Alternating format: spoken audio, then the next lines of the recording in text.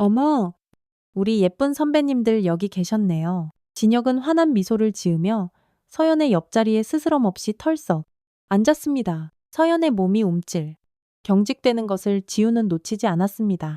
최진혁은 너무나 자연스럽다는 듯. 박서연 선배님, 요즘 업무 때문에 어깨 많이 뭉쳤죠라며 슬그머니 손을 서연의 어깨에 올렸습니다. 지우의 눈동자가 싸늘하게 빛났습니다. 정보 분석관으로서 훈련된 관찰력이 모든 디테일을 남김없이 포착하고 있었죠.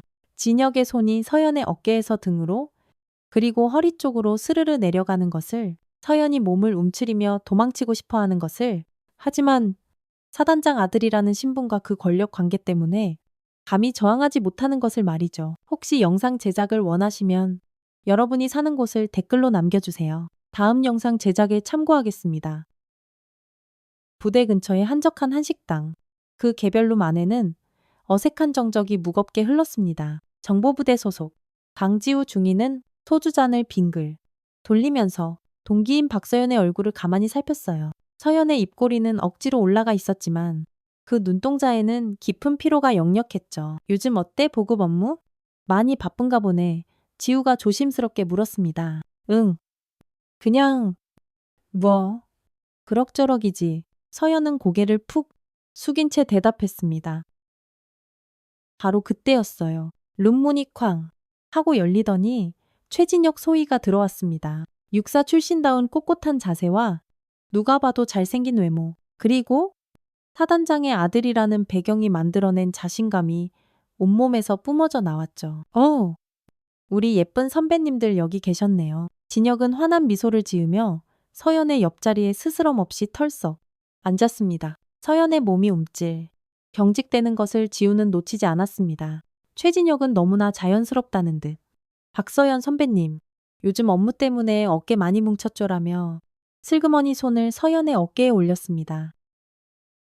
그 순간 서연의 얼굴이 새하얗게 질렸습니다. 숨을 제대로 쉬지 못하는 듯 얕은 숨을 반복해서 내쉬었죠. 하지만 아무 말도 하지 못한 채 그저 얼음처럼 굳어있을 뿐이었습니다. 지우의 눈동자가 싸늘하게 빛났습니다. 정보 분석관으로서 훈련된 관찰력이 모든 디테일을 남김없이 포착하고 있었죠. 진혁의 손이 서연의 어깨에서 등으로 그리고 허리 쪽으로 스르르 내려가는 것을, 서연이 몸을 움츠리며 도망치고 싶어 하는 것을, 하지만 그놈의 계급과 권력 관계 때문에 감히 저항하지 못하는 것을 말이죠. 최진혁 소위, 지우가 낮지만 아주 또렷한 목소리로 말했습니다. 오늘은 저희끼리만 할 얘기가 좀 있어서요. 진혁은 잠시 당황한 듯 했지만 이내씩 웃어 보였습니다. 아, 그러시다면야. 저는 이만. 하지만 그의 손은 서연의 어깨를 한 번 더 꾹 주무르고 나서야 떨어졌습니다. 문이 닫힌 후 서연은 한동안 말을 잇지 못했습니다. 덜덜 떨리는 손으로 소주를 따르며 미안해, 지우야. 나 때문에 분위기 이상해졌지. 라고 중얼거렸죠. 지우는 서연의 떨리는 목소리를 들으며 자신의 과거를 떠올렸습니다. 훈련소 시절. 자신도 비슷한 상황을 겪었던 기억이 되살아났거든요. 그때도 이렇게 이렇게 아무 말도 못했습니다. 그리고 그 침묵이 가해자를 얼마나 더 대담하게 만드는지 뼈저리게 알고 있었습니다. 서연아, 지우가 조용히 말했습니다. 이거 계속 이렇게 참고만 있을 거야. 서연은 고개를 들었지만 아무 대답도 하지 못했습니다. 그 흔들리는 눈빛에서 지우는 확신을 얻었습니다. 이번에는 자를 거라고. 이번에는 절대로 내가 방관자로 남지 않을 거라고 말입니다. 체력 단련실 옆 벤치에 서연이 운동복 차림으로 멍하니 앉아 있었습니다. 저녁 체력 단련을 막 마친 참이었는데 평소보다 훨씬 더 지쳐 보였죠. 지우가 다가가자 서연은 억지로 미소를 지어 보였지만 그 웃음 뒤에 숨겨진 고통을 감출 수는 없었습니다.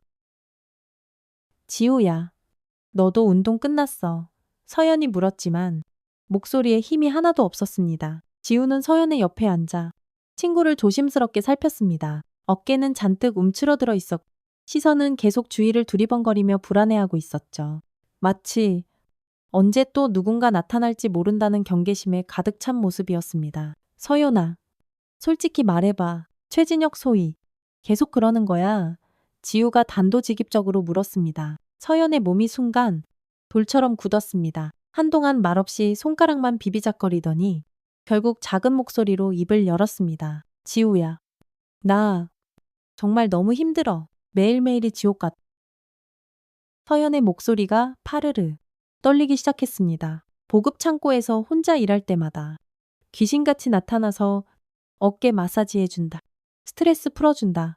하면서 차마 말을 잇지 못하고 고개를 떨구는 서연을 보며 지우의 가슴 속에서 뜨거운 분노가 불길처럼 치솟았습니다. 동시에 과거의 기억들이 파도처럼 밀려왔죠. 지우도 훈련소 시절 비슷한 일을 겪었습니다. 당시 조교 중 한 명이 점호 후에 개인 면담이라는 핑계로 불러내어 불필요한 신체 접촉을 일삼았었죠. 그때 지우는 너무 어리고 또 너무 무서웠습니다. 누구에게 말해야 할지도 몰라 말한다고 해서 과연 누가 내 말을 믿어줄지 확신할 수도 없었습니다.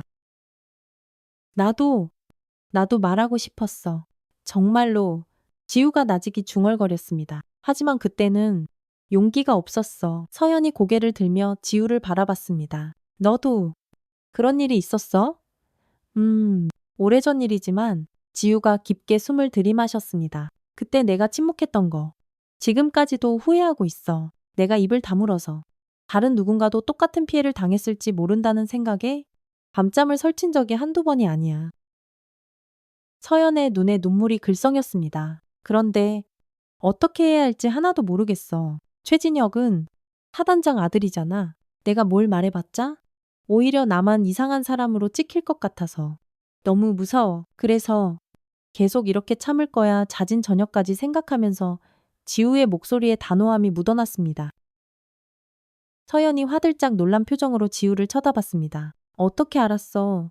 네 얼굴에 다 쓰여 있어. 매일 아침 출근할 때마다 죽을 것 같다는 표정이야. 이런 식으로 계속 버틸 수 있을 것 같. 서연은 대답 대신 고개를 떨궜습니다. 그 모습을 보며 지우의 마음속에서 무언가가 확고하게 자리 잡기 시작했습니다. 과거의 나처럼 무력하게 당하고만 있을 수는 없다는 결심이었죠.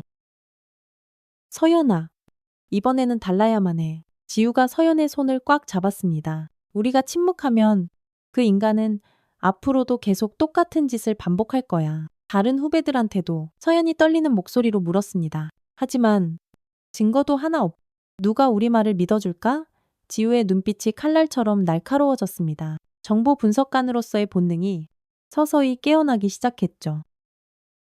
증거는 내가 찾을게. 나는 정보부대 장교잖아. 정보를 수집하고 분석하는 게 내 전문 분야야. 서연이 불안한 표정으로 지우를 바라봤습니다. 정말 괜찮을까? 아니, 이번엔 내가 반드시 끝을 볼 거야. 지우가 주먹을 꽉 쥐며 말했습니다. 그 순간 지우의 마음속에서는 과거에 무력했던 자신과 완전히 이별하는 의식이 치러지고 있었습니다. 정보 분석실의 형광등이 차가운 빛을 뿜어내는 새벽 5시. 지우는 홀로 컴퓨터 앞에 앉아 있었습니다. 평소보다 2시간이나 일찍 출근한 것이었죠. 키보드를 두드리는 손끝에는 미세한 떨림이 있었지만 눈빛만큼은 그 어느 때보다 서늘하게 빛나고 있었습니다. 먼저 최진혁의 기본 인사 정보부터 조회하기 시작했습니다. 출입 기록, 근무 일정, 회식 참석 내역까지 아주 사소한 것 하나까지 세세하게 추적해 나갔죠. 정보부대 장교로서 접근할 수 있는 모든 시스템을 총동원했습니다. 각종 데이터베이스를 넘나들며 그의 행적을 시간순으로 정리하는 과정에서 지우는 자신이 얼마나 오랫동안 이런 순간을 기다려왔는지를 깨달았습니다. 사내 메신저 시스템에서 최진혁이 주고받은 대화 내용들을 분석하기 시작했습니다.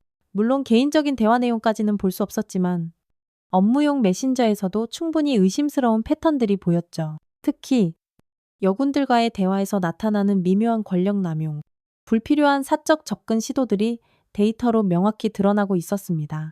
역시 꼬리가 길면 밟히는 법이지? 지우가 나직이 중얼거렸습니다. 이어서 부대 내 CCTV 시스템에 접근했습니다. 보급창고 주변 복도, 휴게실 등 최진혁이 자주 출몰하는 장소들의 영상을 시간대별로 샅샅이 검색했죠. 몇 주 전부터 현재까지의 영상들을 빠른 속도로 훑어보며 의심스러운 장면들을 하나하나 캡처하여 저장했습니다. 특히 지난주 화요일 오후 3시경 보급창고에서 촬영된 영상에서 결정적인 장면을 발견했습니다. 최진혁이 서연과 단둘이 있는 상황에서 노골적으로 불필요한 신체 접촉을 시도하는 모습이 선명하게 기록되어 있었죠. 서연이 불편해하며 몸을 피하는 것, 최진혁이 그런 반응을 비웃듯 무시하고 계속 접근하는 것도 모두 영상에 고스란히 담겨 있었습니다. 이 정도면 충분해. 지우의 입꼬리가 미세하게 올라갔습니다. 하지만 영상 자료만으로는 부족했습니다. 더 많은 증언과 증거가 필요했죠. 지우는 부대 내 비밀 신고 시스템에 접근하여 과거 몇 달간의 신고 내역을 검토하기 시작했습니다. 놀랍게도 최진혁과 관련된 신고가 여러 건 있었지만 모두 증거 불충분이나 단순 오해로 종결 처리되어 있었습니다. 그 과정에서 한 가지 더 발견한 것은 최진혁의 이전 부대에서의 기록이었습니다. 전출 사유서에는 환경 변화를 통한 발전 도모라고 적혀 있었지만 비공식 경로로 입수한 정보에 따르면 이전 부대에서도 유사한 문제를 일으켰다는 소문이 파다했습니다. 지우는 손가락으로 턱을 괴며 생각에 잠겼습니다. 이 모든 정보들을 어떻게 가장 효과적으로 활용할 것인가? 그것이 관건이었. 단순히 내부 고발만으로는 조직의 위계 질서와 권력 구조에 의해 묵살될 가능성이 높았습니다. 그때 부대 내부 커뮤니티에서 흥미로운 대화를 발견했습니다. 몇몇 병사들 사이에서 오간 대화였는데 사단장 아들이랑 엮이지 마라. 그 사람 네가 무서우니 조심해라. 같은 내용들이 포함되어 있었다. 이것은 최진혁의 문제적 행동이 이미 부대 내에서 공공연한 비밀처럼 여겨지고 있다는 명백한 증거였습니다. 지우는 모든 자료를 정리하며 체계적으로 분류하기 시작했습니다. 시간순 행적 정리, 영상 증거 편집, 관련자 증언 수집, 과거 사례 분석까지 마치 적군의 정보를 분석하듯 냉정하고 정밀하게 작업을 진행했습니다. 새벽 6시가 되자 다른 직원들이 하나둘 출근하기 시작했습니다. 지우는 모든 파일을 암호화하여 개인 저장소에 백업한 후 아무 일도 없었다는 듯 평소와 똑같은 표정으로 일상 업무를 시작했습니다. 하지만 그녀의 마음속에서는 이미 거대한 전쟁이 시작되고 있었습니다. 정보부대 부소령실 문 앞에서 지우는 잠시 걸음을 멈췄습니다. 손에 든 파일 봉투가 유난히 무겁게 느껴졌죠. 20년 넘게 정보부대에서 근무한 윤태준 부소령은 지우가 마음속으로 존경해온 상급자였습니다. 냉철한 판단력과 원칙주의적 성향으로 유명했지만 동시에 조직의 안정을 무엇보다 중시하는 현실주의자이기도 했죠. 썸에 문을 두드리고 들어간 지우의 표정은 평소보다 딱딱하게 굳어 있었습니다. 윤 부소령은 서류를 검토하다가 고개를 들었죠. 무슨 일인가? 강중이 그의 목소리는 여전히 차분했습니다. 부소령님, 보고 드릴 사안이 있습니다. 지우가 파일 봉투를 책상 위에 올려놓았습니다. 최진혁 소위와 관련된 내용입니다. 윤 부소령의 표정이 미세하게 변했습니다. 사단장 아들이라는 이름이 주는 무게감을 그 누구보다 잘 알고 있었기 때문이죠. 파일을 펼쳐보는 그의 눈빛에 짙은 피로가 스며들어 있었습니다. CCTV 영상, 메신저 기록, 그리고 과거 신고 내역까지 윤 부소령이 천천히 페이지를 넘기며 중얼거렸습니다. 지우는 굳은 표정으로 그러나 단호하게 서 있었습니다. 윤 부소령은 한동안 말없이 자료를 검토했습니다. 그의 얼굴에는 복잡한 감정들이 교차하고 있었죠. 한편으로는 최진혁의 행동이 명백히 문제라는 것을 인정하면서도 다른 한편으로는 이 사안이 불러올 엄청난 파장을 걱정하고 있었습니다. 강중이 윤 부소령이 파일을 덮으며 말했습니다. 이런 건 굉장히 민감한 사안이야. 자칫 잘못 건드렸다간 부대 전체가 뒤흔들릴 수 있어. 지우의 눈빛이 날카로워졌습니다. 그렇다면 피해자는 어떻게 됩니까? 박서연 중위는 매일같이 고통받고 있습니다. 물론 그것도 중요하지. 하지만 윤 부소령이 말을 잇지 못했습니다. 20년간의 군 생활, 수많은 사건들이 조용히 덮이는 것을 목격해온 그였습니다. 때로는 그런 방식이 조직을 위해 더 현명하다고 여겨질 때도 있었죠. 부소령님, 정의가 조직의 안정보다 뒤에 있어서는 안 됩니다. 지우의 목소리에는 한치의 흔들림도 없는 확신이 담겨 있었습니다. 저희가 지금 여기서 눈을 감으면 앞으로도 계속 이런 일은 반복될 겁니다.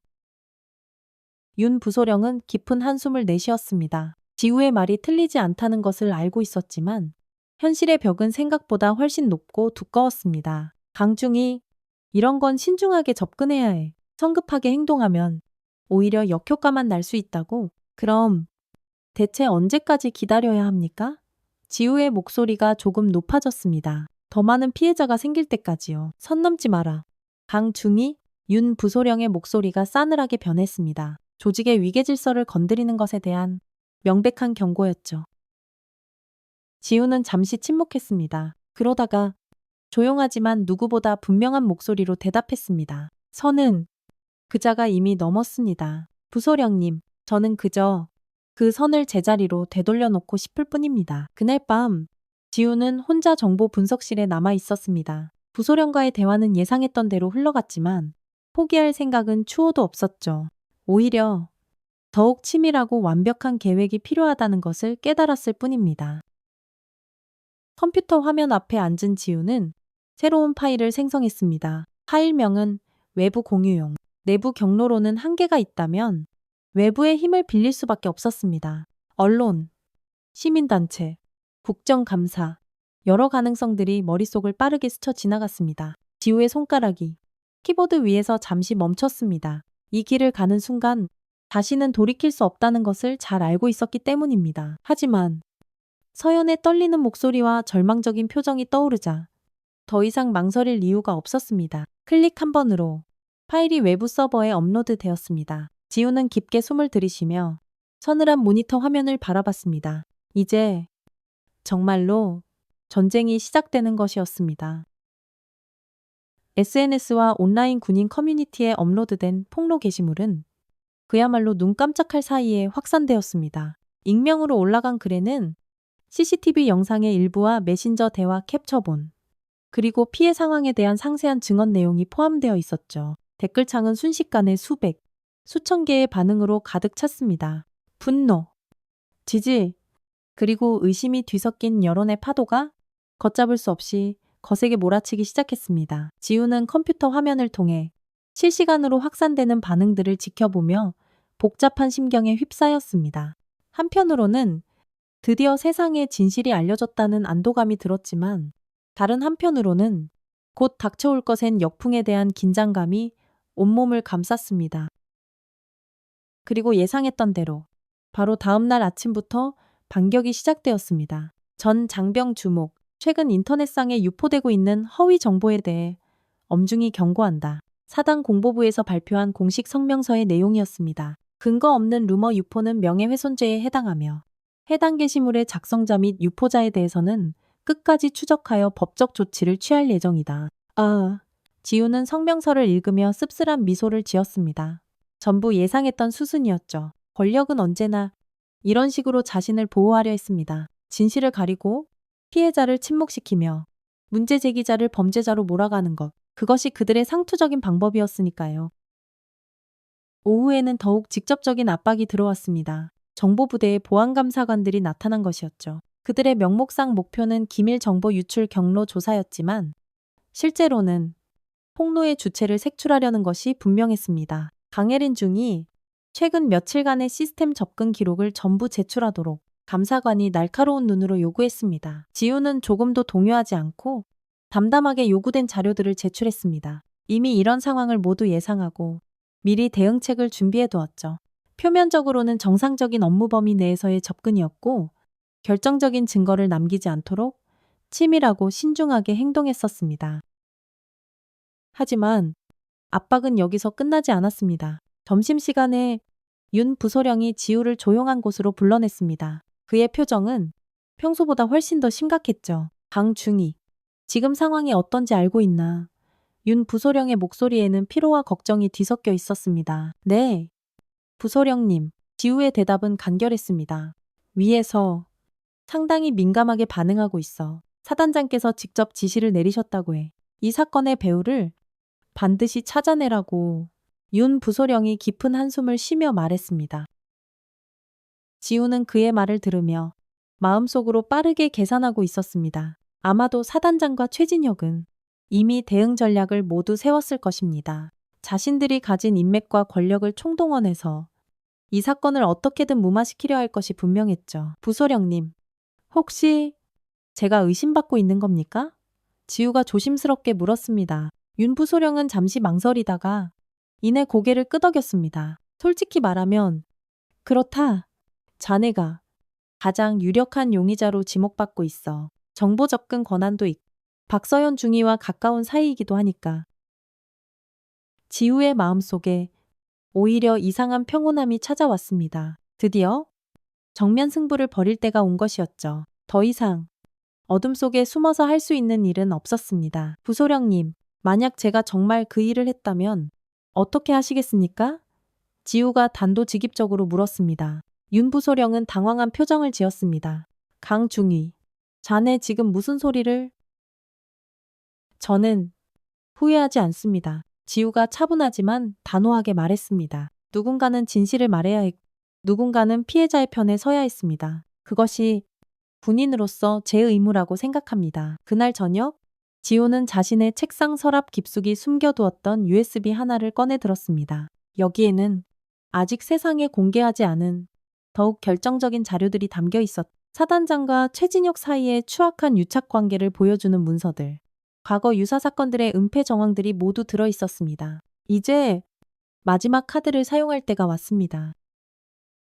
정보사령부 외부 제보 채널로 향하는 길에서 지우는 마음속으로 수없이 되뇌었습니다. 이번 선택이 자신의 군생활뿐만 아니라 어쩌면 인생 전체를 송두리째 바꿀 수도 있다는 것을 알고 있었기 때문이었죠. 하지만 더 이상 물러설 곳도 물러설 이유도 없었습니다. USB 안에 담긴 자료들은 그동안 수집한 것들 중에서도 가장 핵심적인 내용들이었습니다. 사단장이 아들의 문제를 은폐하기 위해 어떤 방식으로 부당하게 개입했는지, 과거에도 유사한 사건들이 어떻게 조용히 묻혔는지에 대한 구체적인 증거들이 담겨 있었죠. 특히 인사발령과 관련된 비정상적인 패턴들, 피해 신고자들이 오히려 불이익을 당했던 정황들까지 모든 것이 데이터로 명확하게 정리되어 있었습니다.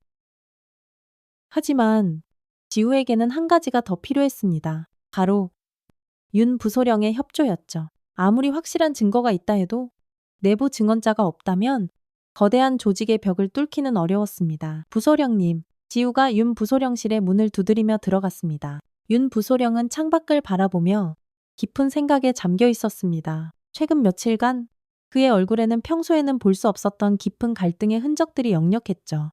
20여 년간 몸담아온 조직과 자신이 옳다고 믿는 가치 사이에서 얼마나 고뇌하고 있는지 분명히 보였습니다. 무슨 일인가?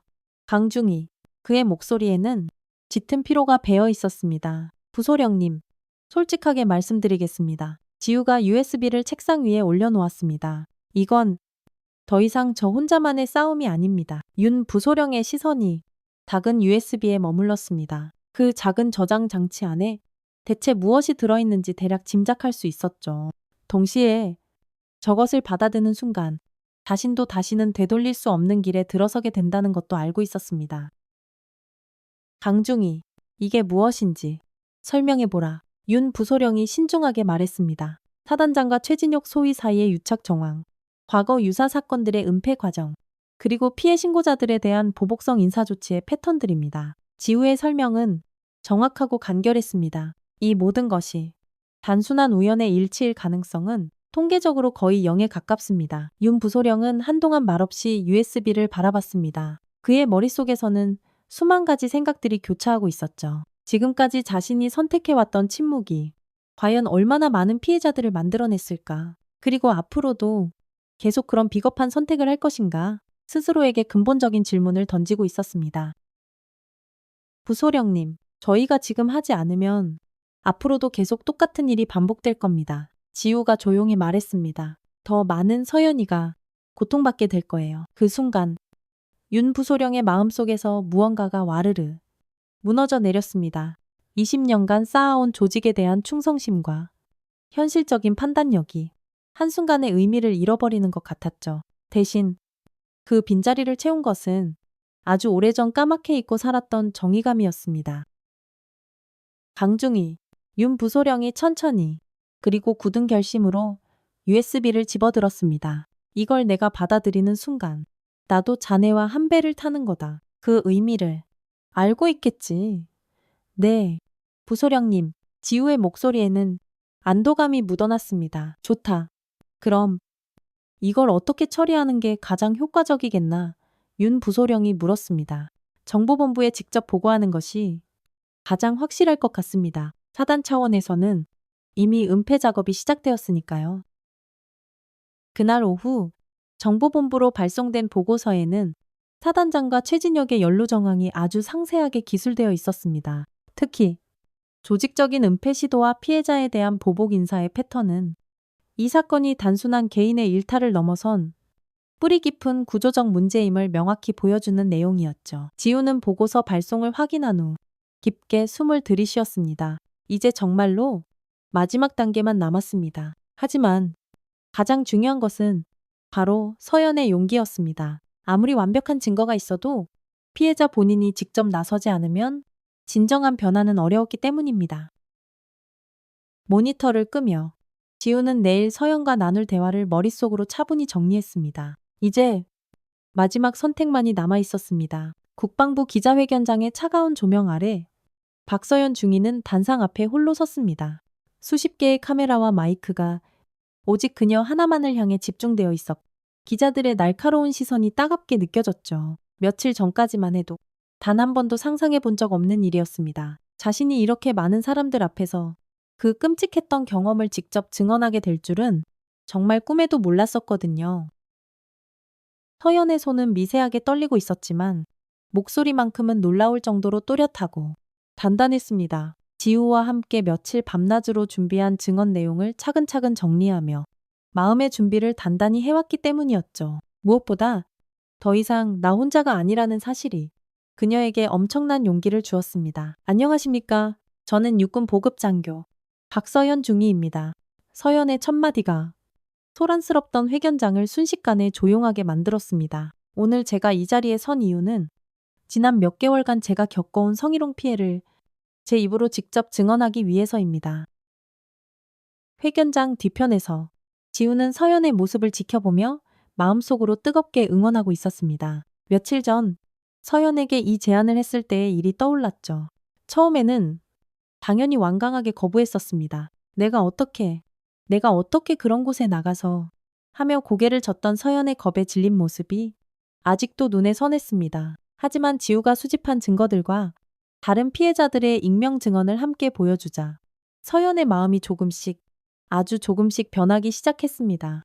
자신과 똑같은 피해를 당한 사람들이 생각보다 훨씬 많다는 사실을 알게 되면서 나의 침묵이 오히려 더 많은 피해자를 만들어낼 수도 있다는 것을 깨달았던 것입니다. 처음에는 그저 단순한 관심 표현이라고 애써 생각했습니다. 서연이 계속해서 말을 이어갔습니다. 하지만 시간이 지나면서 그것이 명백한 성희롱이라는 것을 알게 되었습니다. 업무 시간 중에 불필요한 신체 접촉, 사적인 만남 강요, 그리고 거부했을 때 돌아오는 불이익에 대한 암시까지 기자들의 펜이 바쁘게 움직였고 카메라 셔터 소리가 사방에서 연달아 터져 나왔습니다. 생방송으로 중계되고 있는 이 순간이 얼마나 많은 사람들에게 전달되고 있는지 생각하니 지우도 손에 땀이 났습니다. 가해자는 최진혁 소위입니다. 서연의 목소리가 한층 더 또렷하고 분명해졌습니다. 그리고 저는 더 이상 두렵지 않습니다. 왜냐하면 진실은 반드시 밝혀져야 하고 피해자는 보호받아야 마땅하다고 믿기 때문입니다. 바로 그 순간 지우의 휴대폰에 메시지가 연달아 들어오기 시작했습니다. 부대 내 다른 여군들로부터 온 것들이었죠. 저도 비슷한 경험이 있어요. NB8 서연 중위님 정말 용감하십니다. NB8 저희도 함께 싸우겠습니다. 그런 내용들이었습니다. 지우는 메시지들을 보며 가슴속에서 뜨거운 것이 울컥 솟아오르는 것을 느꼈습니다. 그 견고했던 침묵의 사슬이 드디어 끊어지기 시작한 것이었죠. 한 사람의 용기가 다른 사람들에게도 용기를 전해주고 그것이 또 다른 변화의 동력이 되는 선순환이 마침내 시작되고 있었습니다.